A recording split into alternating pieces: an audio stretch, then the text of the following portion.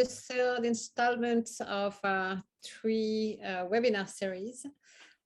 Very interesting webinars that several Vatel schools are following around the world, and many viewers also from all over the world. Today, I am very pleased, very excited to do this webinar with our two amazing guests. We have Damien Hirsch, who is the general manager of the W in West Los Angeles with the Marriott group for many, many years, and one of the star GMs of the group, I would say. And we have Nick Rimedio, who is the general manager at the La Plaire Hotel, which is the Campton hotel from the Campton group. And Nick Rimedio really did a starring management of the hotel during the COVID crisis, and it's going to be priceless to have his testimonial here and tell us about the whole story. So of course we have Rodrigue Colaianni with us, the president of Vatel USA, and I am Nathalie Plaire-Virovac, the program director of Vatel USA for San Diego and Los Angeles campuses, and also responsible for developing our relations with the hotels that are partnering with Vatel and offering amazing internships to our students. And I'm so grateful for that. Damien and Nick have been involved with Vatel USA for many years, and are really appreciative of the students as much as we are appreciative of them. So we're gonna start this webinar with a presentation from Nick Rimedio about the hotel and how he managed to go through the COVID crisis in such a brilliant way, making the hotels even more successful than before after the crisis. And then we will move on with Damien Hirsch, who will also present the hotel and tell us about their management style, how they manage also to make this new normal after the crisis a plus actually for the hotels, and he will tell us about the philosophy. We will leave a few minutes at the end of this webinar, so anyone who has questions, please feel free to use the chat and ask your questions, and we will ask the questions on your behalf to our two guest general managers. And I think that's about it. I wanted to mention also that we have several Vatel schools that are connecting with us to participate with this webinar. As for the last two webinars, it's very international. We have students from all over the world and viewers from all over the world. We even have some of our partner hotels who are signed in for the webinar. So I want to say hello to Marta Cardenas at the Sunset Marquis and the Culver Hotel. I want to mention that the Vatel Mauritius and Vatel Reunions really partner with us to put together this series of webinars. So we are very grateful to do this series of webinars with these two amazing schools. We have Vatel Bahrain also joining, Vatel Thailand, Vatel Malaysia, Vatel Vietnam, Vatel Singapore, very, very early for the rest of the world. Here we are in Los Angeles. And so without further ado, I'm gonna leave the talk. Maybe Rodrigue wants to say a few words before we start, and then Nick can start his presentation. Well, thank you, Nathalie, and thank you all of you to be part of this webinar. Obviously, a big thank you to our two guest speakers, Nick Rimedio and Damien Hirsch. We've worked with Nick and Damien for a few years now, and they have hosted Vatel students in their different properties. And they have also been guest speakers and attended, some of our classes of Vatel Los Angeles and Vatel San Diego. So we thank you very much for your involvement. I think as a director and president of a hospitality management school, it's very important to have the feedback of the industry about, how the industry is evolving and what we need to do to train the next generation of leaders, managers in the hospitality industry. So your feedback, Nick and Damien, are very helpful to help us, always improve our curriculum, always improve the training of our students, their grooming, and we thank you for that. Um, we thank all the Vatel School and students and alumni around the world listening to this webinar today. And I want to particularly thank Renaud, Azéma, and Denise Gourdin from Vatel Mauritius, who have worked with us to prepare this series of webinar. Um, Without further ado, I think today we want to hear about, what has happened in the hospitality industry, how general managers have handled the different, crises, sanitary, but also labor shortage and things like that, and how the industry is doing today. I think there are a lot of positive aspects for our students, a lot of opportunities, but at the same time, there are still some difficulties and challenges that they have to be realistic about. So, thank you again to all of you. And without further ado, Nick, I'll let you start your presentation. Thank you so much, Rodrigue and Nathalie. It's such an honor to be here with so many wonderful future leaders in our industry. And I look forward to seeing the amazing things that you do in the years to come.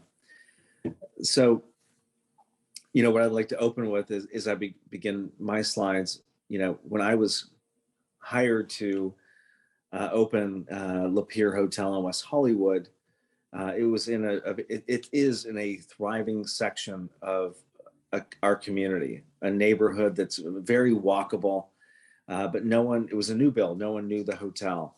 And so for me, it was, my first mission, if you will, during the pre-opening process, and this was back in 2016, 2017, was I knew that the hotel had to become the anchor, the heart of that neighborhood. And I share that with you because I think that when we think about hotels, we just think about it as a place for visitors to come and sleep and experience the hotel. But rather, there can be an opportunity for hotels to be a community gathering place where locals and visitors alike can commingle, where they can talk and meet, where your locals form, the basis of the foundation of your breakfast and lunch business, if you will, where they bring in their friends who are staying in from out of town. And so really having the opportunity to be that anchor of a thriving neighborhood can be such an important part of any hotel.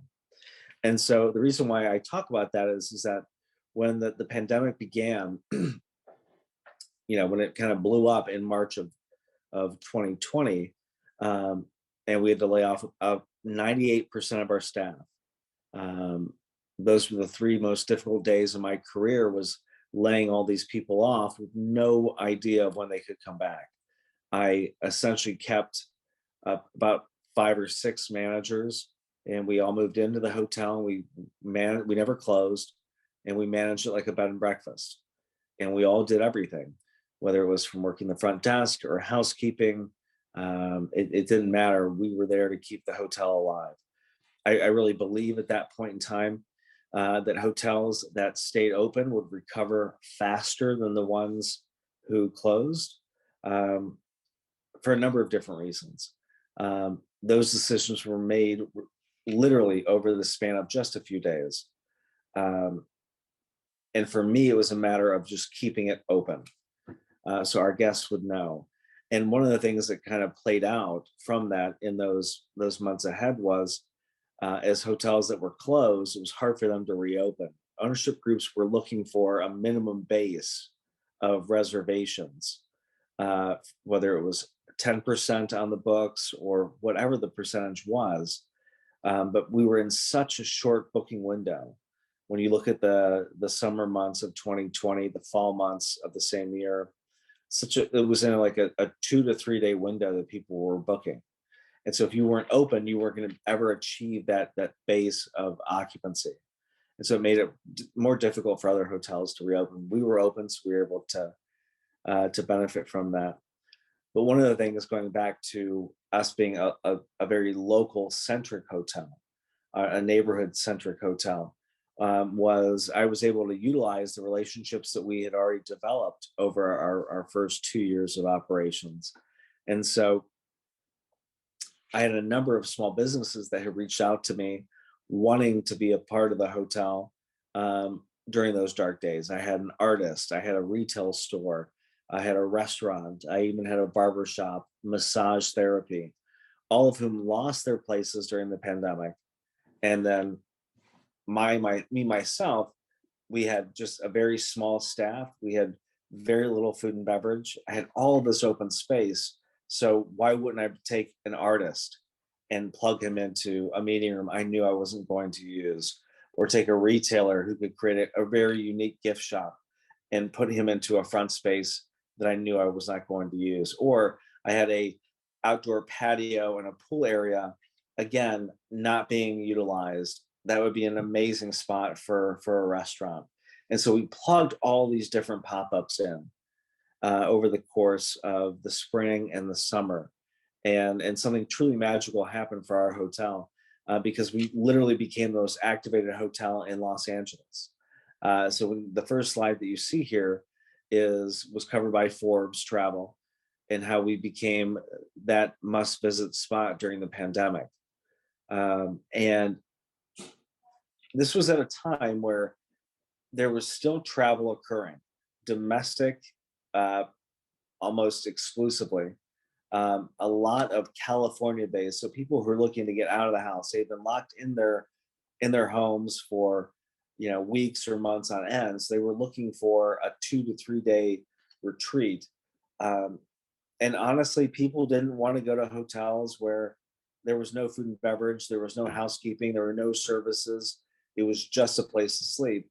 And for us, we were able to differentiate ourselves because at no cost to the hotel operation, we were able to provide an art gallery that was open 7 days a week, a gift shop with really unique celebrity influenced products 7 days a week, a thriving restaurant with doing anywhere from 400 to 500 people per night. And so the energy was alive. And so that really was a unique component for us because we were able to grow our occupancy, right? For me, as a general manager and as the opening general manager, laying off 98% of your staff was the hardest thing I've had to do. And the only way we can bring those people back is by growing our occupancy, by growing our business. So all of these pop-ups were so integral because as we grew our business, I was able to bring back my team. And so as we were able to be, 2 times or 3 times normal occupancy rates, that meant I could bring my team back faster. And so it really was a core ingredient for us to where towards the end of 2020 and going into 2021, we came out of that harshest point in the pandemic stronger than we were going in. So it really was an amazing testimonial to our community, to our team, to the core team that I had. But then as I brought people back, how they were able to then pivot and join with me to make the hotel a must-place destination. Next slide. This is our front desk. The hotel was, again, opened in January 2018. A lot of design features. So this was a hand-carved front desk. The same with the back, the white wall of the front desk was also hand-carved. Again, we're in the heart of West Hollywood's design district. So the hotel was intended to be an homage to those design aesthetics. Next slide. So here you can see our lobby living room, and the, from all of the fixtures, all of the finishes, again, were meant to kind of pull in from these amazing furniture galleries that we have in our own neighborhood on Beverly Boulevard. The great French firms, Italian firms, the designer Colaianni's daughter who's Icelandic. She's world renowned, and so she wanted to draw in all of these international influences. In the bottom photo there, the kind of brown thing that is on the ceiling is actually a leather paneled wall, which is again a very, very unique design finish. Next slide. The hotel is really fortunate to have, we have as much outdoor space, and I think this was important during the pandemic, as much outdoor space as we do indoor space. So this is our courtyard bar and terrace. As you move to the next slide, it should have the pool area. The pool area can transform into this amazing dining deck that we can do at night with the string lights. So it really is this oasis that you have in this amazing neighborhood, where you can pull people in, and when they're sitting there enjoying it, they're not aware that they're in one of the hottest neighborhoods in Los Angeles. Next slide. This is our rooftop deck and terrace. So primarily right now we do private events. It can also double as a lounge for our restaurant partner. The tent that you can see in the bottom right-hand side, we've done events for 150 people there. Our rooftop looks up and into the Hollywood Hills, which is a really striking view at night. And again, just another area of indoor and outdoor areas that we can offer our guests. This is our fitness room. We have a great partnership with Dog Pound, which is a world-renowned private training facility. They're just a block away from the hotel on Robertson. And so they've done virtual sessions with us. We're working on a new partnership with them. We'll be able to offer a library of pre-recorded video fitness sessions for all of our guests to enjoy, that we're very excited about. And then next slide. These are some meeting rooms. You can see the art gallery that we have. This is with a famous artist named James Peter Henry. And so this actually functions, and we're keeping this gallery, even though we still sell it as meeting space, because this right now it's photographed as meeting space. We can clear everything out. We can leave the wall art up and then still sell it. And our guests have been really responsive to this. It normally would be just a totally vanilla or white walled space, and has, which can be good or bad, but having the art and having that vibrancy, and the artist paints in here, he'll office in here, and he sells his work from here. He's here easily 6 or 7 days a week. He's done spontaneous art classes for young kids. It's been such, and as you can see in the bottom photo, from our courtyard bar and terrace, people can just like walk in and wander in with a glass of wine. It's been a really tremendous amenity that we've been able to offer. So these are some of our guest rooms. It's modern without being too cold and austere. So there's a number of different features, whether the Juliet balcony doors, whether we have the sculpted screens and the windows. We've got extensive mini bars. It's a really warm feeling without feeling, again, overly done. More guest room photos. You can see here in about a third of our rooms, we have a what we call a wet room, which is a combination shower and tub, and it all kind of flows into the same space. And there's a kind of a opaque panel that separates that tub from the sleeping area.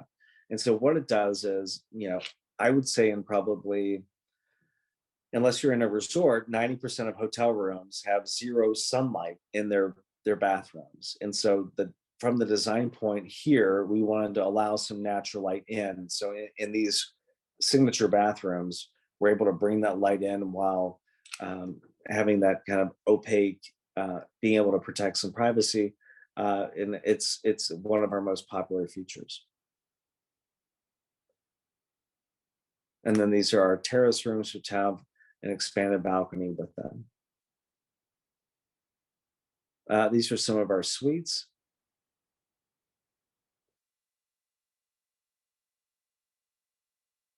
Including our penthouse. And that is it, ladies and gentlemen. I think some of the closing thoughts that I would share with you is, again, one, your hotel can be a center of your neighborhood, and those local connections, those relationships can be essential to your business.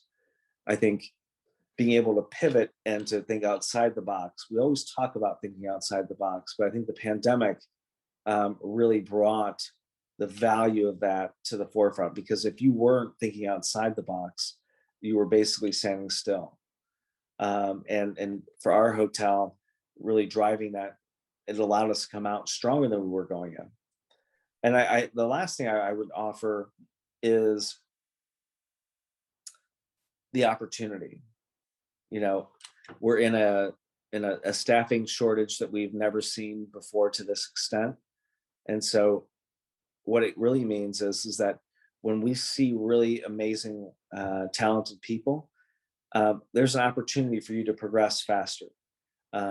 We like to promote from within at our hotel. We've had really phenomenal people that we've, groomed, from a front office supervisor who then was an assistant front office manager, then became front office manager, and then assistant general manager, a housekeeping supervisor, housekeeping manager, then promoted to director of housekeeping. Same thing in sales. So what I would share with you is that, we had a young man who started with us last year, who was a guest service agent, but he was very strong, and he was applying for a guest service agent role, but we felt like he was too strong for that, so we offered him the supervisor role. And then 6 months later, we offered him the assistant front office manager role. So what I would share with you is that as you, conclude your studies and go out, know that there is tremendous opportunity. If you're the best at what you do, and if you're in front office operations, for example, be the best front desk agent. So you can lead by example, and then be the best supervisor and lead by example. And because of this shortage, there's opportunity for people to move up faster than they would have in more traditional times. And the reality is that we don't see any return to traditional times anytime soon. The shortage that we see in hospitality, in my opinion, is going to last for years to come, which is challenging. We're going to have to rethink certain operations, but at the same time, it offers opportunities for those of you who are passionate and willing to jump in and do your best. So thank you so much for being a part. Thank you so much, Nick. That was a very interesting presentation. And Nick, you came to present the hotel and your story to our students in Vatel Los Angeles, and we visited the hotel, and I can tell, the pictures are beautiful, but when you are actually physically in the hotel, every detail is just, the finest art, the finest details. It's just a fantastic place to be. And all the students really appreciate it. So thank you also for that. Thank you. So Nick, again, same thing as Nathalie said. We know you, we know your beautiful hotel. But for the audience, what strikes me the most is when you walk in your hotel, you have, like you say, an ambience. It's a neighborhood hotel, and you make it, part of the neighborhood. But I think more interesting also is how you did it back in March to June 2020, when the pandemic hit and everybody was closing their hotel. and you decided to find ways to fill out, like you say, a new space in your hotel, you know, like a conference room, a terrace. But to me, what strikes me more is how genuinely you did it. Meaning, can you tell us, because for an artist, for example, to get a space, and we know the price of leasing spaces in Los Angeles, you know, it can be outrageously high. And it's hard for an artist, you know, right? I can imagine in March, April, May 2020 to afford to rent, you know, in a prime hotel, a space in their, you know, opening to their bar area, to the terrace. And we can think as, okay, you know, that's a smart idea from the general manager to rent the space to have direct income into the hotel. But that was not really your main goal. It was not to directly charge a high rent, but it was to bring in people. Can you tell us, like, Sure. how you worked it out with the artist, how you did it, what was your end goal?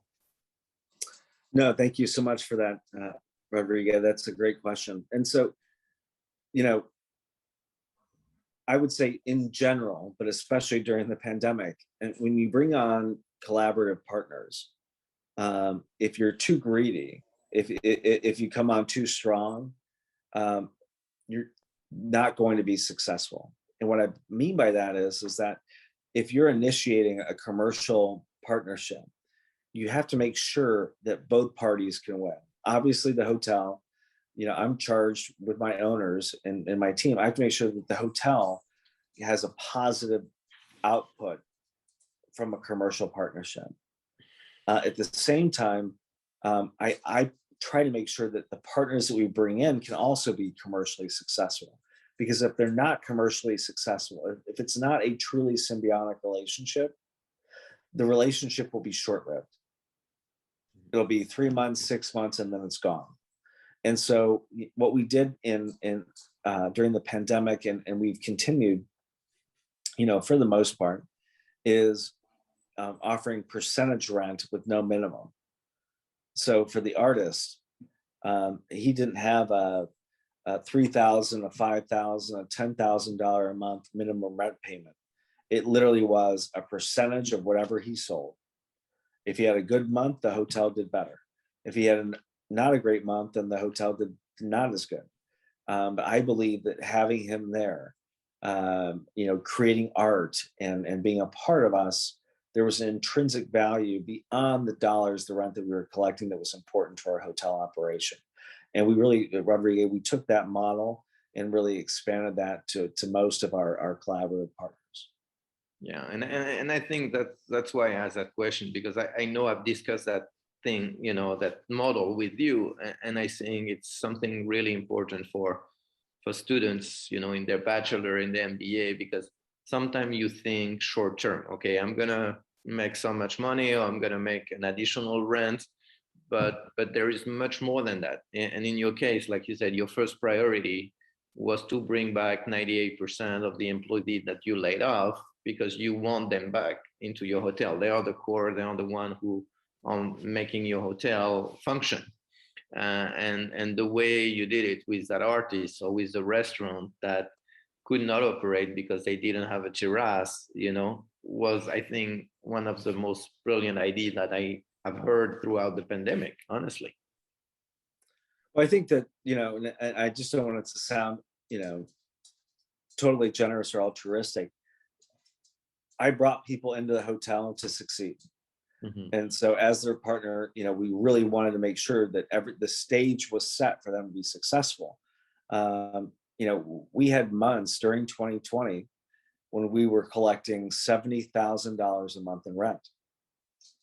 That's 100% profit. Mm-hmm. And it was vital to the recovery of the hotel and to our owners who were able to do that. But I can tell you that we did not do it by gouging our partners. Yeah. It was, we really all collaborated together. And so we were able to bring in, you know, tremendous energy in sales, and those partners were able to benefit commercially, and then the hotel benefited. And so, you know, the idea that rising tides, you know, lifts all ships truly came to fruition during that time, and something that still lives with me today. Can I ask you to tell us and tell the audience also about, I think, one creative idea about the wall with the dog pictures? Absolutely. So I have a wonderful dog that I adopted, who was a rescue early on during the hotel. And I was at a charity event where there was a pet artist. He draws portraits of pets. And I bid on his certificate. I won it, and I forgot about it for like 2 years. And then I found it, and then I called him up, and he did a portrait of my dog. And it was so lifelike and realistic. And I said, this is really incredible. If you'd like to show some other works of your art of other pets, I have a wall for you that we can do that. And so then he showed up with 20 different portraits of pets, and he hung it on the wall in one of our side corridors. And then he donates a portion of every sale that he makes from the hotel. Our hotel is very pet friendly. And I must tell you, it's one of the silliest things in one regard, but our hotel guests love this wall because when they find it, it makes them think of their pets. And it's a way that, makes the hotel feel very personal in a way that really transcends any pet amenity or anything else that I could do. They feel that connection to our pets through that wall, and it's been a great success for us. Thank you for asking that, Rodrigue. Yeah, no, I think it's just to show everyone, how creative a general manager can be in the time of crisis, and I all the listeners today. Just want to take 1 minute to introduce Dennis Gordin, who joined us. He's the director of Vatel Mauritius. And Dennis, thank you for being here and partnering with us. It's great to have you here. It's a pleasure. Good evening, everybody. Yeah. And so I think we can let now Damien Hirsch, please give us your presentation, Damien. We look forward to it. Sure. Thank you very much sorry, my cat is trying to take my place here. Yes, thank you so much, and let's hear about Damien's Hirsch story and at the beautiful W Hotels. Sure. So it starts at the W Hotel here in Los Angeles, but I guess that's where it ends, but that's not where it started. So I just want to tell you a little bit about myself. I've been in the industry now for 20 years. I started off as a banquet server, and from there I've worked in almost every part of the operation, moving my way up to GM. From engineering, I worked in I was food and beverage. I did room service for 3 months, and then I was in a food and beverage director. I was a banquet manager. I did night audit, front office manager, director of rooms, director of operations, accounting. So I really worked my way up through the industry. Became a general manager about 12 years ago. And the first 18 years of my career was with a franchise operator of Marriott's called Columbia Sussex. And I worked for them for 18 years, and most recently at the JW Marriott in Santa Monica, where I was there for 4 years. And it's interesting because unlike, or like Nick, the JW that I was at throughout most of the pandemic was open throughout the entire time. And I'm now at the W in Los Angeles, which is a Marriott managed property. And so after 18 years, I'm with a new company. I'm now working directly for Marriott. This property is owned by a company called Pebblebrook. That's a REIT, real estate investment trust. And this property was closed for 6 months throughout the pandemic. They also didn't have a general manager for another 6 months. There was a lot of people leaving, I think, because it was closed, because there was a little bit lack of a leadership without a GM. And then I come in, and I've been here now for 10 months. And I can tell you it's been the most challenging 10 months of my career. Nick was talking about the most challenging part of his career was those 3 days that he had to furlough everyone, which was absolutely, right on. But coming into a property that closed and had all this transition, the last 10 months has been incredibly challenging. So I guess on the bright side, it's getting better. The end of 2021 ended very well, and 2022 has started off on the right foot. So that's where I am now. And I will start off by showing you Marriott's core values. So I'm really going to talk to you a little bit today about Marriott's core values. I'm going to share some things that whether it's with COVID, related to the pandemic, not related, I think it's great to be able to share with all of you. And I didn't want to miss this opportunity to impart as much knowledge as I could with you to help you in your career as you move forward in hospitality. And there's a bright future ahead for all of you. For anyone that's interested in hospitality, Marriott's saying is here to stay, that we're here to stay. And it's so true that everything about hospitality is here to stay. And so there's a bright future out for anyone that's interested. These 5 core values, we offer the world what defines our company culture and is captured by the ideals of these 5 core values. And although there are 5, there's one at the top, and we'll look at that more in the next slide, but not yet. Putting people first. That by far is our Marriott's number one core value. It's really, you may have heard it from Mr. Marriott, but we take care of our associates because we know that if we take care of them and they are happy, they're going to take care of our guests, and our guests is going to continue to come back over and over again. So in everything that I do, it's really about taking care of the team, taking care of the associates. I would consider myself a servant leader to the team. It makes me happy to see them happy. And if you have a leader like that really takes care of the talent around them, you're going to be in for good success. So putting people first is Marriott's core value.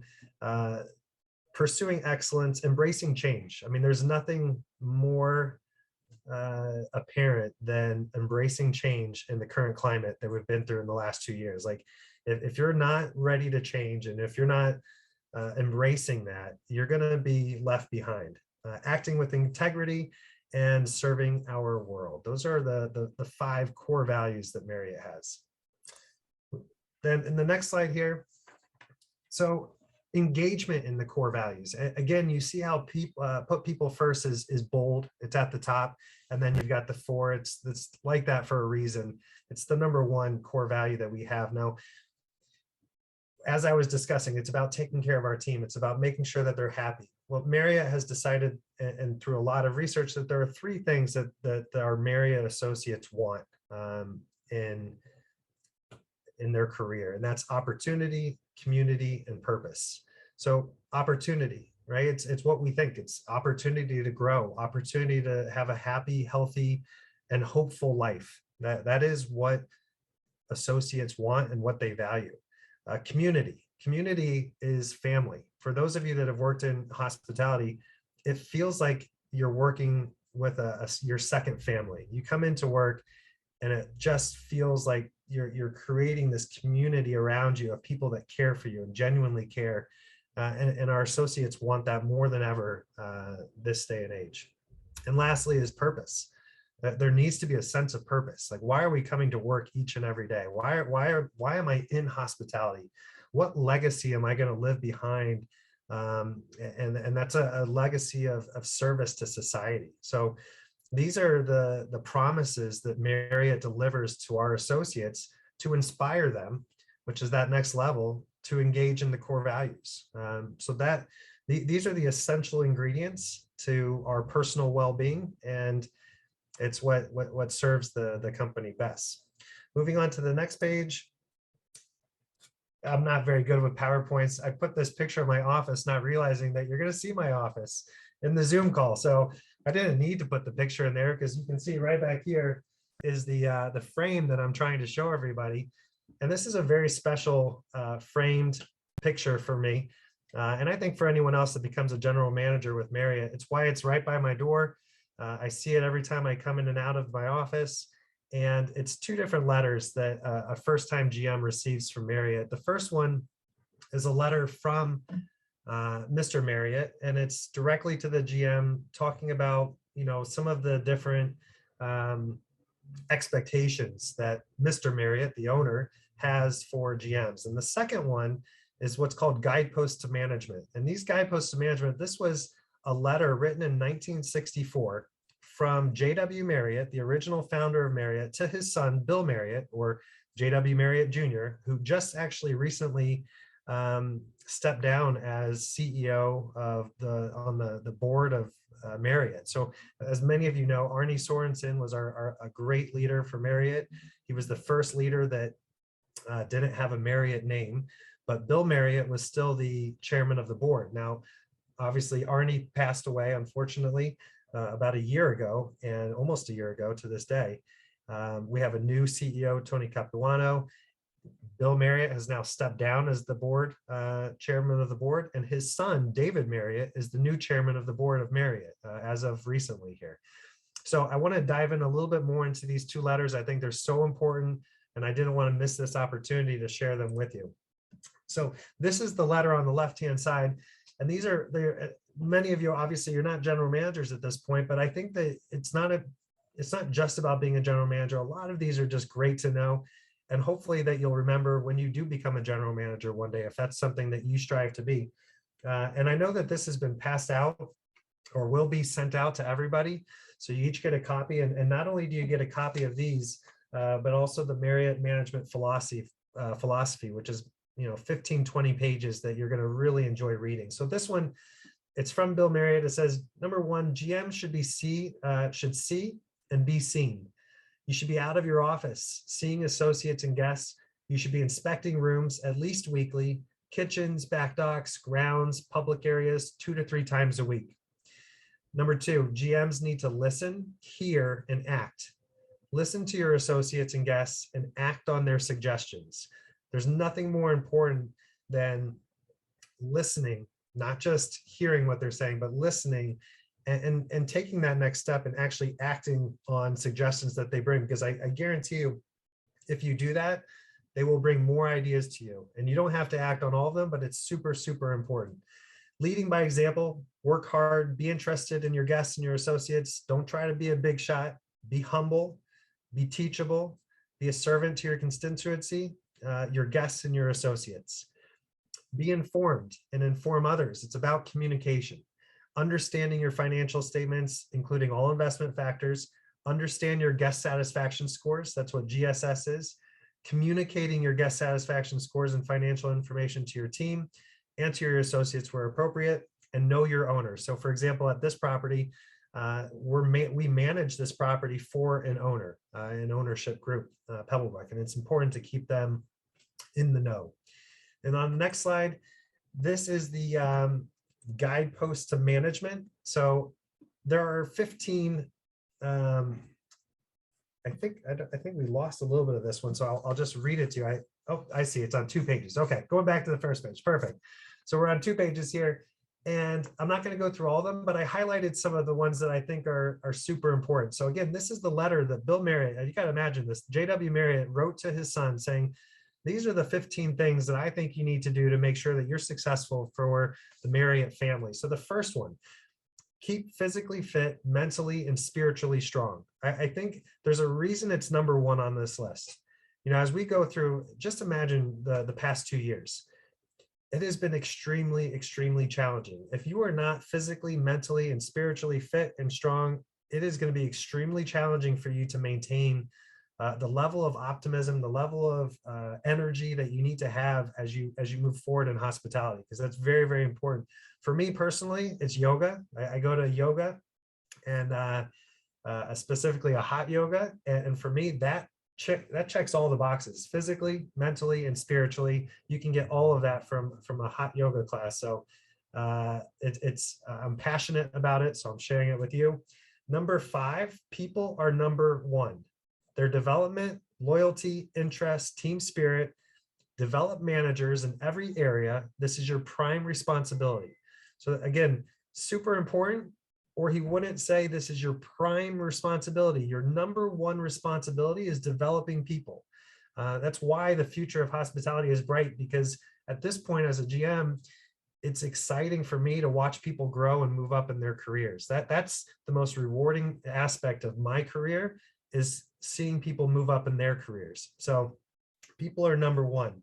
Number 9, inefficiency. If it can't be overcome and an employee is obviously incapable of the job, find a job that he can do or terminate them now. Do not wait. One of the biggest mistakes people make as leaders is allowing a bad apple, as they say in the United States, to be around the rest of your team. So it's contagious, just like how positive optimism is contagious, so is a negative attitude or someone that's not doing a good job.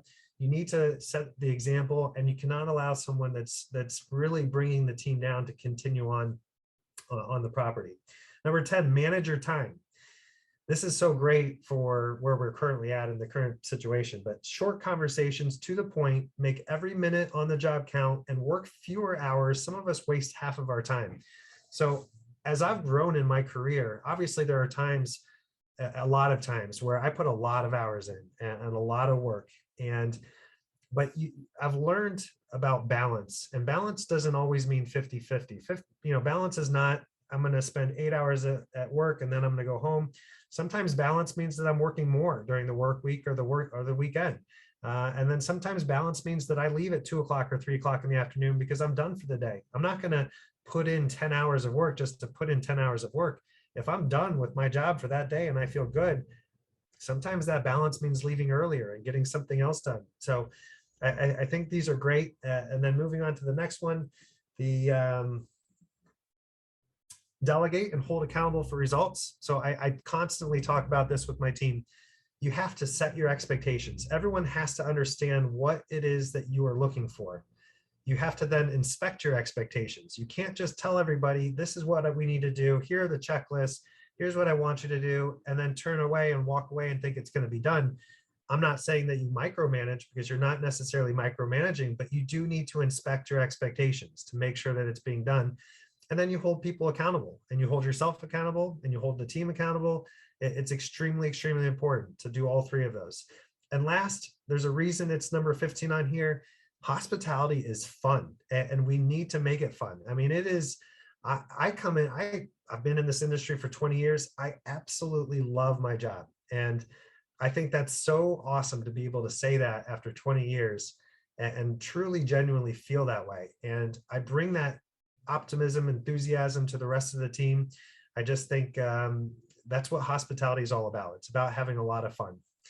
And on the next page, these are the core values. So, specifically looking at putting people first and embracing change and how that's helped us navigate through this health crisis. We're certainly looking at things a lot differently today than we did 2 years ago. And flexibility within the workplace is huge. People are looking for flexibility. When it comes to paid time off, PTO, vacation, I talk to my team and certainly the managers. If people want time off, we need to give them that time off. So figuring out the right way to handle that and not making people feel bad about it. There's too many times where I've been in situations where, 1, it's too difficult to take time off. 2, they don't get it from their manager.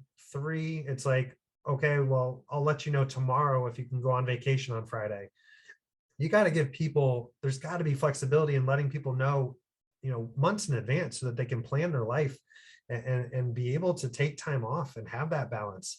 People are looking for that. And if you don't give them that, they're going to go somewhere else. Flexibility in hours. You can't just always look for somebody that's willing to work night and day, morning, night and evening, 40 hours a week. Sometimes part-time is okay. Sometimes someone that only wants to work mornings is okay. You've got to be flexible as we continue to hire and look for that. Working from home, it all depends on the position and the situation, but I just hired a director of sales that we have agreed to allow to work from home on Mondays. That was part of the stipulation. It's something we wouldn't have probably done in the past. And yet we're seeing ourselves agreeing to that in this current climate. And not just this current climate, but that we actually see that that's good for people. In fact, personally, if I take off on a Monday, and I say take off, but if I work from home on a Monday, which I do maybe once or twice a month, I get so much work done. I get all of my emails where I've got 100 or 120 emails. You give me one day to work from home with no distraction, and I come in the next day with none. And it feels amazing. So that flexibility is key. Embracing change. There's not been anything bigger in regards to change than mobile key, mobile chat, mobile in-room dining. These are all things that Marriott was doing prior to the pandemic, but now have just taken off. People want to have the choice to not have to stop by the front desk. And they want to have a choice of just getting a mobile key and going directly up to their room and going straight up into that room without having to stop by the front desk. They need to be able to chat on their phones. That's what we all do. We all text each other. Why should you not be able to chat with your front desk? Why should you not be able to order in-room dining from your phone? And so the idea of mobile everything is certainly here to stay. And lastly, leisure travel. The business travel has went away completely, and it's very slowly coming back, but it will come back. But in the meantime, everyone is on vacation. Everyone is taking trips. And so that has completely changed the dynamic of the guest that stays at our hotels. And we have to embrace that change and prepare for that change. I can tell you this property specifically, it was primarily a business hotel. And we are now, and it was busy Tuesday, Wednesday, Thursday. And now it's completely switched. Our busiest days are Friday, Saturday, Sunday, and it's a different clientele. So we have to be prepared for that change, embrace it, and welcome those guests in, because it's going to be for a while. Packages. People they have money and they are ready to spend money on experiences. It's not about just going to a hotel anymore. They want to experience something. They want to experience whatever it is that you have in your community, kind of like what Nick was talking about, how you're building these hotels that are not just for our guests, they're for the locals to come into.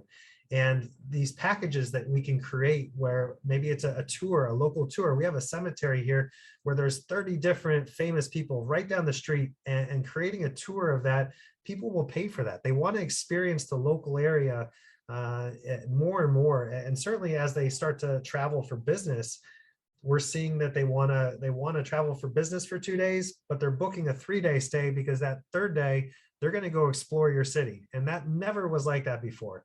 You would come in, you would go to the hotel, you would go to your event, you would fly out the next day, and it was just strictly business.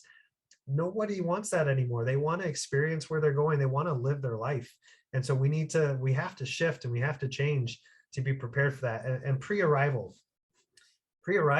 again, it's all about letting our guests know in advance what we're going to offer on the property in regards to packages, and in regards to cabanas, in regards to upgrades, because people have money and they're willing and ready to spend it. The amount of upgrades that we are seeing to our suites these days, and we have a lot of suites in this property, is just through the roof. Never seen it before.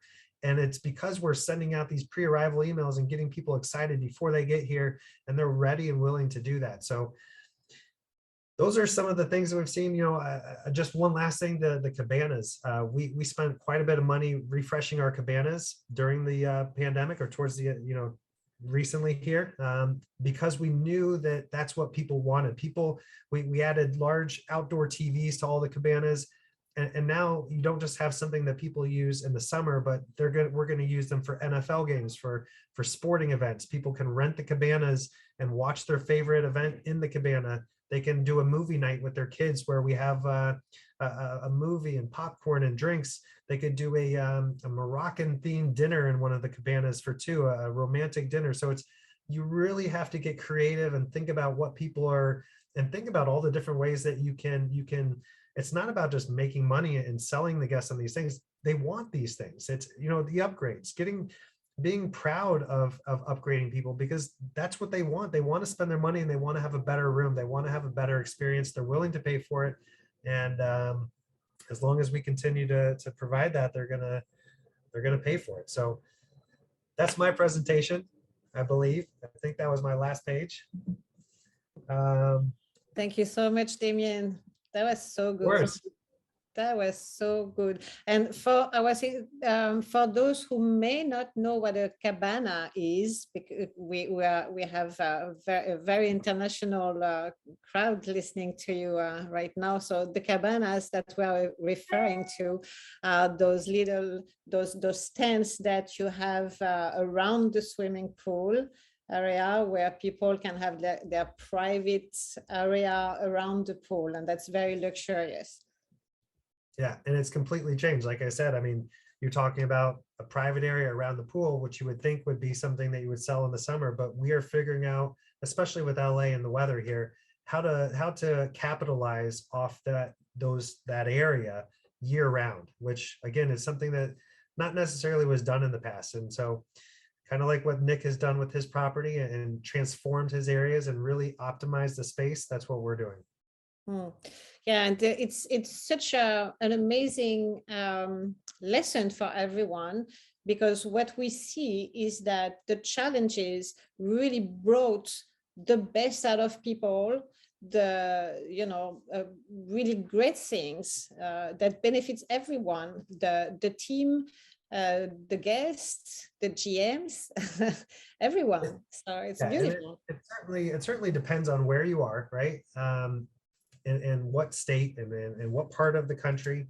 But we are certainly seeing already better numbers in 2022 and the end of 2021 than we saw in 2019. I mean, 2019, you have to imagine and remember, 2019 was a banner year for hospitality. 2019 was years and years of growth and growth and growth, culminating in one of the best years in hospitality. And we're now in 2022 comparing ourselves to 2019. And we did that in 2021 as well. And yet there are properties and there are outlets that are smashing the numbers from 2019. I mean, it's truly incredible. I'll give you an example. We have a third party that runs all of our food and beverage.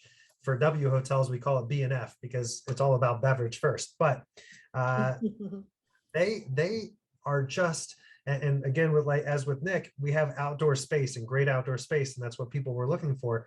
But they are crushing their numbers.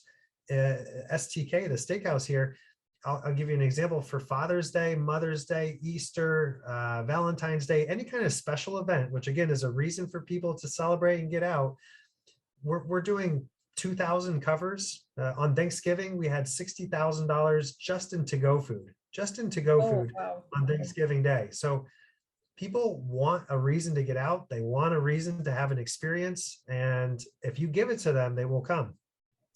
Yes, and one of the biggest events, probably maybe the biggest event of the year, was the Super Bowl in Los Angeles this year. That was huge. It was awesome. I mean, you have to imagine the pent-up demand after 2 years of not having large events like that. And then you have the Super Bowl.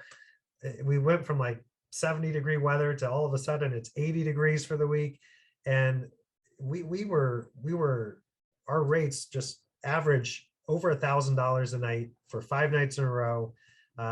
We had a complete buyout of the pool in all of our cabanas, $50,000 a day per day for 2 nights for Meta, now Facebook, or was Facebook, now Meta. And just the feeling, the vibe, the energy back on property, it really felt good. And what we're seeing now is that event has led to LA specifically in really picking up steam. And we're fortunate to be reducing the mandates that we have on masks, and all of those little changes are quickly turning into travelers coming back fast. So we have to be prepared, because this summer specifically in LA will be the best summer we've had ever. I mean, there's no question that the June, July, August, September, October will be the best 6 months that LA's had. So we need a lot of students here at Vatel USA, opening in May, August. Bring it on, and you will hire them, right? Yeah, I mean, it was that way last year already. So this year is just going to be, it's going to be incredible. Damien, I have a question for you, and thank you for this great presentation. I'm quite impressed, and I know you for many years, and you were at the JW Marriott, now at the W Hotel. First of all, I mean, you took quite a challenge during those 2 years to change hotel, change position. Can you maybe tell everyone how it went for you, and changing role and changing hotel during that time, how difficult it has been for you? And then the second question I have, because what I like about your presentation, we talk about the creativity and all the different things that you have done in your hotel, and Nick also in his hotel. But you also went back to the basics of management, with a letter from 1964, and you talk about balance. And I think that's the real truth also, is that even in times of difficulties, to me, you don't have to forget about the basics of how to run a hotel, how to manage an hotel. And, can you tell us a little bit about how you manage those two things together, keeping the basics and focusing on the basics, and then being creative at the same time? Yeah, excellent point and question. So yes, it's different for me, I think, in regards to my transition from Columbia Sussex to Marriott, in the fact that I worked for this company for 18 years. It's not like I was moving hotel to hotel, and I've worked in all of these hotels plus many more. So I was used to the transition of hotels, but changing management company and going from an owner operator, because Columbia Sussex, the company I worked for, they owned their hotels and they operated their hotels. I switched over to Marriott, where it's a management company. I work for Marriott, but I also have an owner that I have to keep happy. That was a completely different concept that I had to learn quickly. And then I was at a new brand, W, which is a very, it's been around since 1999, but it's getting a complete refresh. Certainly overseas, you can see it's a vibrant brand. Here in the United States, it's going to be a complete transition and a complete kind of revival of the brand. So back to your question, the last 10 months have been extremely difficult, because I like to move fast. I like to get things done. And because after 18 years of experience, I knew Columbia Sussex, they knew me, and I could just go in and get things done. So part of the issue was everything's new now. Everything takes me 2 or 3 times longer than it normally would. So it doesn't matter what it is. It takes me longer to understand how it gets done. How do I do this time? You have to be humble. You have to know that you don't know. It's okay. If you come into a situation like this and you act like, oh, I've been doing this for 18 years, I know how this is done, you're going to be you're going to be in trouble, because you have to be open to saying, I don't know, show me this, teach me this, and ask a lot of questions. And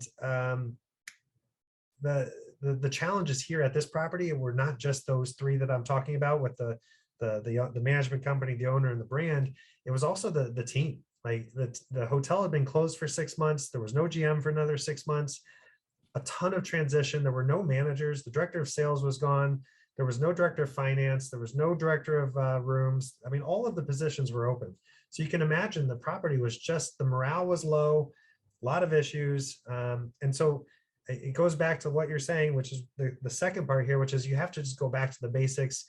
For me, keeping myself sane every day meant going to yoga consistently, because that's what keeps me calm. That's what allows me to be comfortable in uncomfortable situations. That yoga practice has allowed me to be comfortable. And then to your second part about back to the basics, it couldn't be more true. It's so interesting.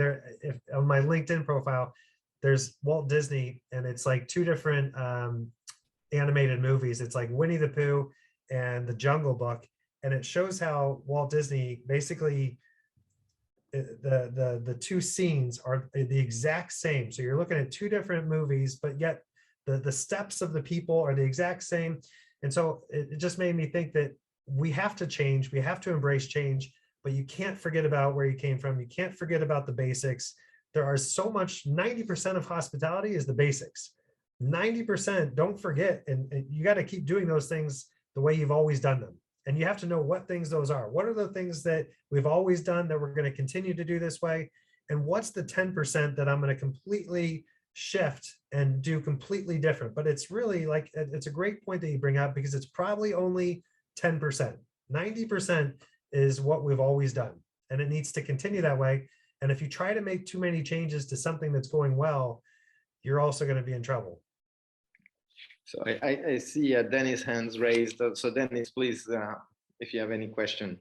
Yes, so I have a question for maybe Damien or Nick can answer, because we are having all our students in Mauritius watching during the class and following the webinar.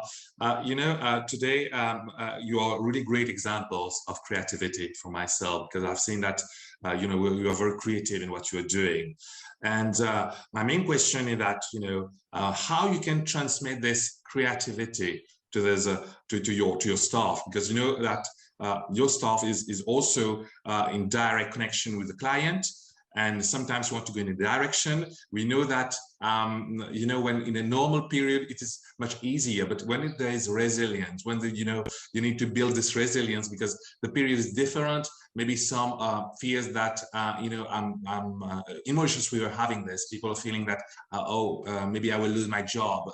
There are so many other things personal coming in, because you say that yoga can bring a certain peace of mind. So how can you transmit this sort of tacit knowledge to the staff? So most welcome if you have some experience to share with us. Nick, you want to take this one? I will, but I as I answer that question, I have to give a shout out to you that ties back to this answer. I think that, as I listened to Damien's presentation, what struck me, and also knowing that the W Westwood where he's at, the chief role of the general manager is to love their property. If they don't love it more than anyone else next to the owners, how can they expect anyone else to love it? And I think that, what Damien did at the JW Marriott and being with his ownership group for 18 years and then moving over to the W Westwood, which I know that property, and it was kind of a carousel of general managers coming in and out. And I know that what Damien brought was his passion, his love of a property. And that's what allows a property to stabilize. And that's what allows a property to transform and to reinvigorate. And I think that Denise, to your question, that's so important. Because without that, there's just something kind of broken or missing. And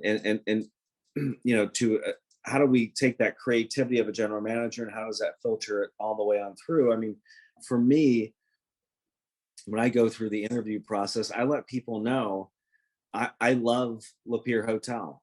I live and breathe it. I'm so proud of it. I was the opening general manager, and 5 years later, here I am. However, I'm so blessed and fortunate that I have a team of managers who also love it as much as I do. And I think that that's, really the secret. If you're at a property that you're just lukewarm or kind of meh or mediocre about, maybe you shouldn't be there. I think that if you love a property, and that translates into how you work and how you sell it, how you operate it. If you truly love a property, you never have to worry about being laid off or being let go, because that's an intangible that really drives your peak performers. And I think that my advice, for all of the students who are listening here is that as you go throughout your career, find your properties, and you don't have to be a GM to love your property. You can be a supervisor, you can be a manager, but love your property, and people will notice, they will pay attention, it will translate, and your ideas will be taken seriously. Maybe not everyone will get heard at the moment or translated into action at that moment, but you will become a part of that core team, and that will help propel your career. And then as you look to move to another property, that has to be your compass. That has to be your yardstick of why you move to another property. because if you don't love a property, you'll never be able to operate at that peak performance that you can otherwise. Well said. I'll just quickly add, you know, you have to empower your team. When it comes to creativity, you've got to take ideas that they have, you've got to listen to them, you've got to hear them, you've got to push them to take an idea a little bit further to make it a little bit more special. And then you've got to act on those things. And if it doesn't work, you don't get frustrated, you don't get upset. And so that people will continue to come back with more ideas, because too many times I find properties are not empowered to to come up with ideas. And you'll find out that the people that you surround yourself with, you should be surrounding yourself with them for a reason. And you need to take their ideas. And too often that's not happening. And they feel like if they come up with an idea that doesn't work, they're gonna get in trouble. And so you have to really change that culture within the property to where people feel comfortable and excited to bring ideas to the table. And I think sometimes when you don't find creativity, it's because they've had leadership in the past that has squashed it. And so you've got to bring that culture back.